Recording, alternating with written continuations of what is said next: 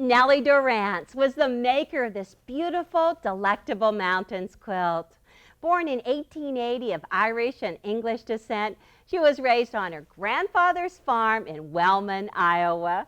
Well, before this photo was taken, she curled her hair with a curling iron heated on top of a kerosene lantern.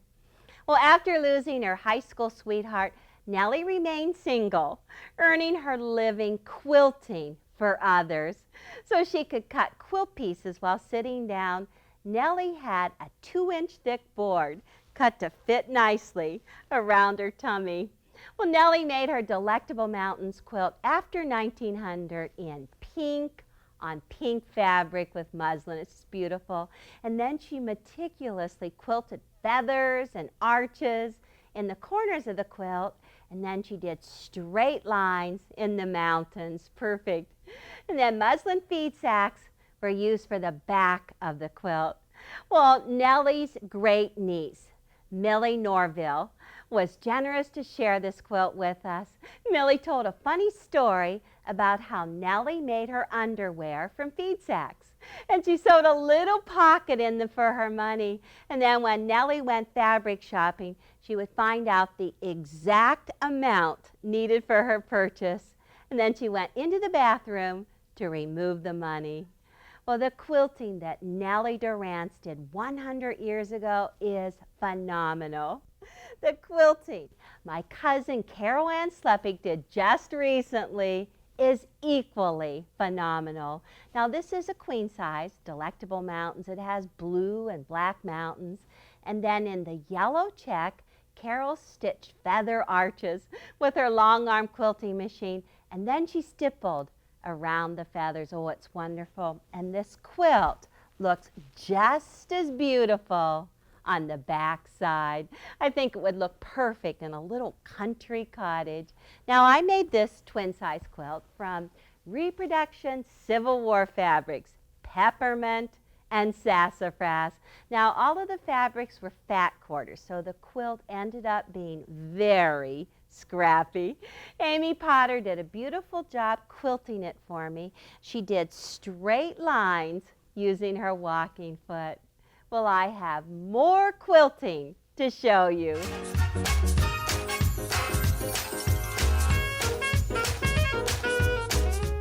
Now it's time to add some depth to our mountains. Well, I've done some stitch in the ditch on this quilt. You can start right in the center with the fussy cut, outlining the fussy cut, and then if you'd like, do a cross pattern right around that center. Then more stitch in the ditch. How about stitch in the ditch right around the star points?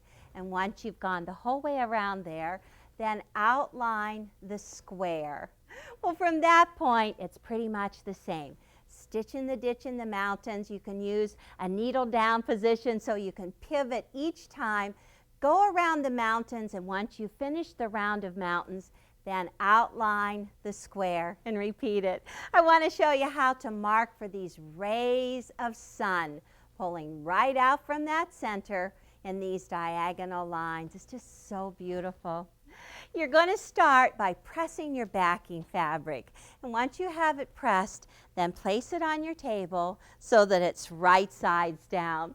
The batting comes next. We're making a quilt sandwich here. And I do like to use 100% cotton. It is very dense, but when you're finished with it, it looks like an antique quilt. Your quilt top comes next, right side up. You're going to press it. Make sure you trim all of those threads away and smooth it from the center out. And once it's smoothed, go ahead and take some clamps like this and just roll it around the edge of the table just to hold your backing and your batting in place. You don't want to pull it too tight, but just smooth on the back. Okay, now I like to mark with this plastic tool so that I don't leave any pencil marks or any markers with residue. And to make that ray of sunshine coming right out of your quilt, line it up through the corners with a 6x24. Just press hard. It's just like taking a rotary cutter, running it alongside your ruler or even taking a pencil and running it along. But you see how it makes that crease along there? And then once you have that one diagonal line finished, then just tip your ruler a little bit, move it over, let's see, 2.5 inches. I'm going to put 2.5 inches on the first line, match up the ruler with this point, take another crease just on this yellow one, and then the same again, about 2.5 inches.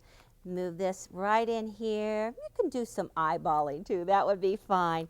So you want to do all of your creases on your corner squares. Once your marking is done, then you can safety pin it. Now I like to use pin covers on my pins. You know, if you're doing a king size, you might have to put in 600 pins. Oh my gosh. So I like to have something to hold on to. Now you just take the pin cover and you put the end of the pin right into this slot. Let's see if I can do it. And then with needle nose pliers, right in the very middle of it, just kind of squeeze it together and you'll hear it snap in place. And you actually can have this whole can of pins, pull out any pins, they don't get all tangled together. It works much better. Well, once you have your pins on your covers, then just plan where you're going to pin. You always pin away from where you're going to stitch. So I know I'm not going to stitch in the mountain. So if I take the pinning tool, push the tip of the pin in and out, and then just close it with that. Now you can go ahead and remove your pins with the pinning tool at the same time. And when you're machine quilting, you might have to go ahead, pull those pins out of the way. Well, let's just pull this all to the side. Pull those clamps out. Now, if you have a really large quilt, you can always take your quilt, roll it on the diagonal. I'm going to just go ahead and go right down that line for you. But if it's king size quilt and it's hard to manage, you can always roll it on the diagonal and then use these clamps that wrap around the quilt and hold it in place. Let's see if I can just do that. The clamps match my quilt today. Pretty lucky. Now I put a walking foot on and I left my red thread on so that you can see, but you might want to use invisible thread, particularly if you're not confident in your stitching and you're afraid that you'll get a thread on the purple or on the yellow. So you don't see it, go ahead and use invisible. But I used my walking foot and I changed my stitch length to 3.0, longer stitch. Now, if I could just get everything out of the way, I could really get this quilt up here. Just slide it under. And the technique for stitching the ditch is exactly what I'm going to show you with just going right down this diagonal line. Take and place your walking foot right on the end and use a needle down position. Put your hands in a shape like this, kind of like a V shape, and you want to just hold on to your keep your quilt flat, and you can just go ahead and help it go right through.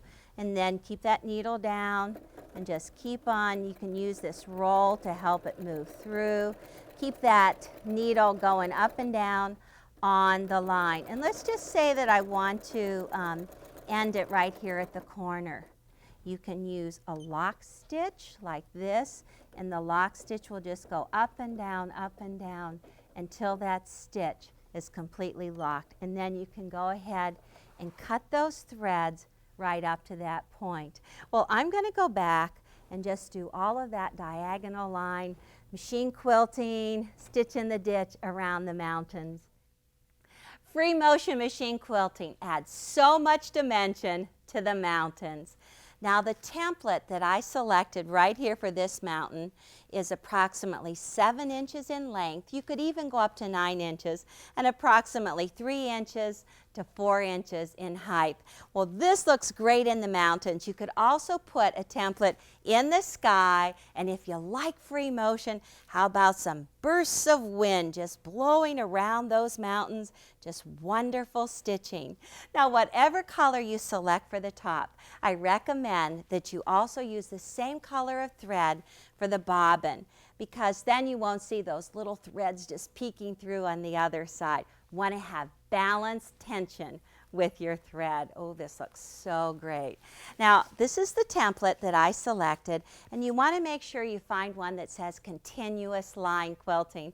It means that once you start, then you can get through to the end and not take your needle out. Right here, I started with a number 1 just to help me out. Just kind of want to memorize. So if you can take your finger, just trace it around like this and see that you get back to the beginning without removing your needle. It's perfect.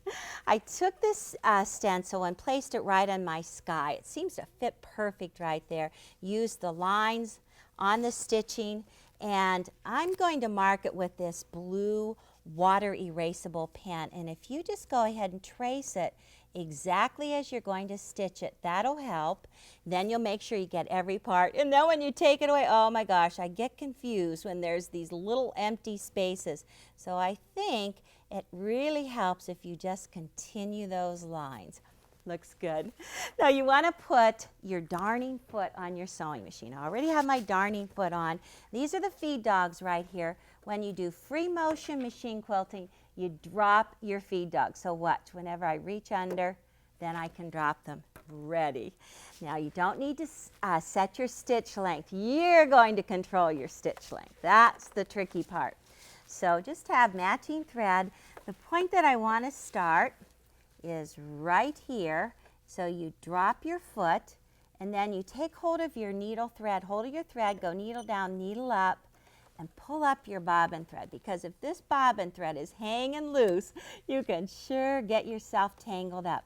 Okay, I'm going to drop my foot right in that spot again, do needle down, and I'm going to do the lock stitch. That means it's just going to go up and down until it stops. Okay, now it's completely locked. Okay, so I'm going to just pull my threads to the side because I'm going to just take a few stitches. My hands are like a triangle, and I'm going to stitch on the line. And after I just go a short distance, about an inch or so, just want to cut those threads off and get rid of them. Now, need to have a triangle shape. Let me lay this down flat. Nice strong hands like this. And all you do is you can kind of pinch it on the side, but you want to sew your stitches on the line. And then when you get to a little point like this, stop, use it as a point to go ahead and move your quilt, because now I'm going to start going in the opposite direction. You always want to be able to see that line. And let me see if I can just kind of keep it going along here. Always stop with needle down, pinch it, or step on the gas. Now comes the fun part, going around that curve. And you just really want to make sure that you can see the line that you've drawn. Keep your stitching on the line. Okay, I'm going to step up my gas here, zip this right around. Keep your eye on your stitches or on your lines.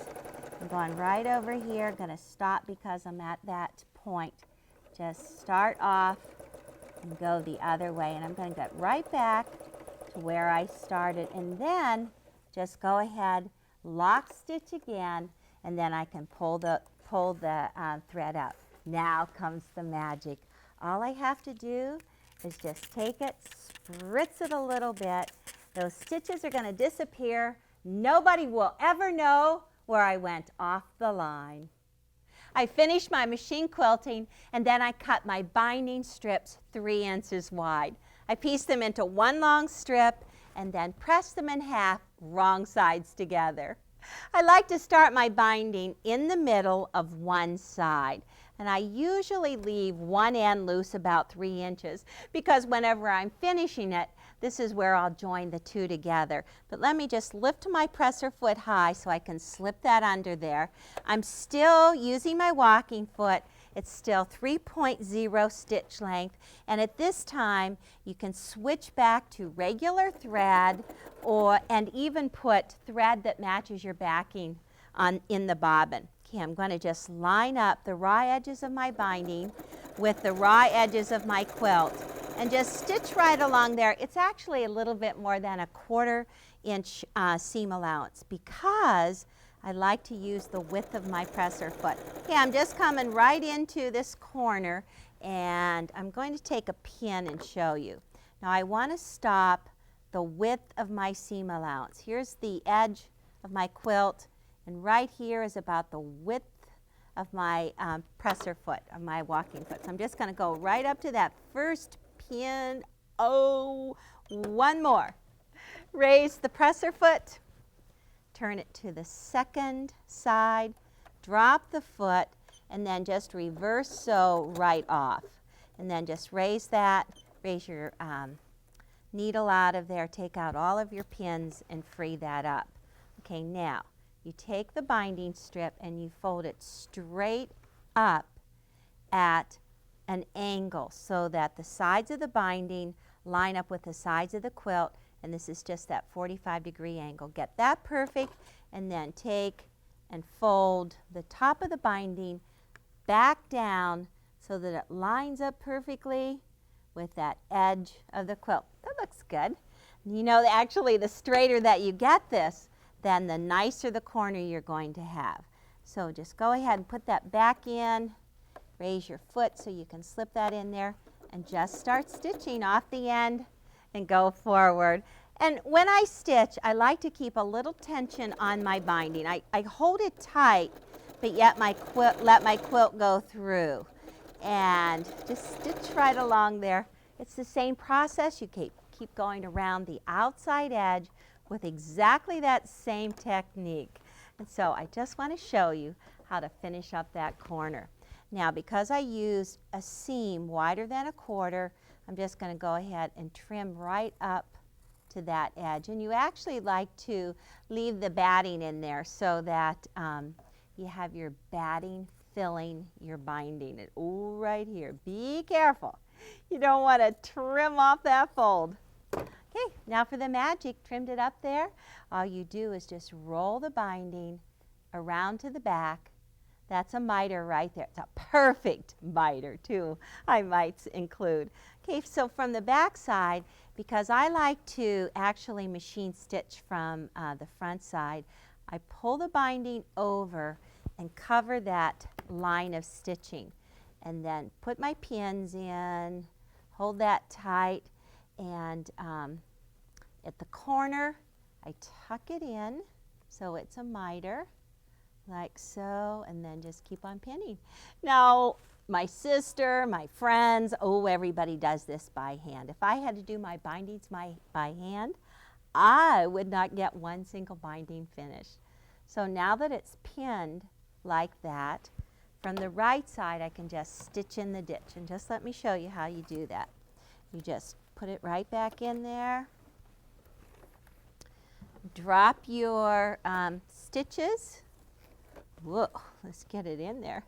Drop your needle right in that seam, and then just stitch right in the ditch, catching it in the front side, and you will also catch it on the wrong side using that same color of thread to match your binding right here. Take it, turn it around, and just finish it up. Let me show you what it looks like from the wrong side, so that you've caught that, and it works great. Do that all around the outside edge. You'll have a perfect binding. Mountains come in all sizes, and these mountains are only 4 inches wide. Just so cute. We have 2 rounds, different fabrics in each one of the rounds, and Sue Bouchard even took fusible web, pressed it on the wrong side of that fabric, and cut out these little applique flowers. They are so cute. And then in this one, perfect for the holidays, the reds and the greens, and then the center is a 4.5-inch silk screen, and I love the cardinal just sitting on that flower. Now the whole wall hanging is only approximately 14 inches square. Now the measurements are exactly half the size of the full-size mountain. So I'm starting out with a 4.5-inch strip, and I'm just going to cut these into 4 1/4-inch rectangles. Ooh, so let's just line that up and cut it, and then take it and turn it so that now it's 4 1/4 inches tall and 4.5 inches wide. There's some small marks right here on the corner of the ruler. So I'm just going to line up the markings on the ruler, right on top of that sky piece. Remember, cut backwards and then cut forwards and separate the two so you can just cut off that little notch. Well, that's one notch right there. Let me turn this piece around and I'll cut off that second notch. And then once you have your skies and your mountains cut, you're going to separate them, turn them right side up. Now I have my stack going already. Mountains and sky. Looks great. Okay, these are going to be seamed together and seams pressed towards the mountain. See if you remember all of this. You may already. And I have two sets already positioned on the cutting mat. Seams are staggered, and I want you to notice that they fit within 4 inches. Oh, these are just little tiny guys inside 4 inches, because whenever I square off that left edge, I can only take about 1/8 of an inch off. Okay, square off that left edge, take off the 1/8 of an inch. Keep it on that grid. Let me line those up again. Now I'm going to take and cut 1-inch pieces. Let's see. Across one of them, you should get 4, and at the very edge, you should have approximately 1/8 inch again. Let me see. Oh, that is a sliver. Just slide right into that next mountain and do the same sliver, 1/8 of an inch, and then keeping them on the mat, go every 1 inch. These are such little guys, huh? You don't want these to get away from you. And then, oops, little extra over there, just slight. And then take these, and I'm just going to slide them onto a ruler so I can show you how we have to do that good old trick. It's just like so amazing. Okay, now that they are slivered into these 1-inch pieces, I'm going to do that good old switcheroo.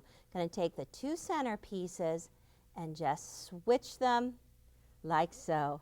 The 2 beside the center, pick them up and switch them. And just keep on working from the center out until every section is turned. Perfect. Now, you go ahead and divide these into pairs. Sew pairs together, and then sew halves together. And once you sew the halves together, you press the seams towards that shortest peak, sew the middle together, and press it open flat. Such a tiny piece, but it looks great. Now we're going to do exactly the same measuring as we did on the larger mountain. I'm going to take and fold under three sections, leave 5 sections to measure. And the ideal measurement, if you used 1/4 of an inch seam, is 3 inches. And this one is, oh, this is a good day for me. So if this is 3 inches wide, then the corners are also 3 inches. They're 3 inches square. And I have to make the mountains 3 inches in height. So with such small pieces, I like to take the ruler and line up the 2.5 at the tallest peak. I'm going to line up 2.5 there and there. Keep my seams parallel, looking good. Straighten off that bottom. Turn it around. Place my 3-inch line right at the bottom of the mountain and trim off the top. So now it's 3 inches tall. And you'll see how each one of these pieces are going to be 3 inches square all around round 1. Round 2, the mountains are also 3 inches, but there's one more piece right here we need to measure, and that's your divider. Oh, forget the peaks on this one. Just use a plain divider, and that measurement is the center 2 pieces. Let's see if I can go ahead and fold those under. So all you see, and that measurement, ideal measurement, is 1.5. So these will be cut 1.5 by 3. It's looking great. I think I might even be ready for Christmas a little early this year. And then to finish off that festive touch, this one is a 4.5-inch silk screen print. This is a good one. You can select from several like this. All of these I just love. You add the round 1 to it, put on round 2, and you'll have a wonderful miniature wall hanging. The last step is to add a label to your quilt because your quilt will become an heirloom.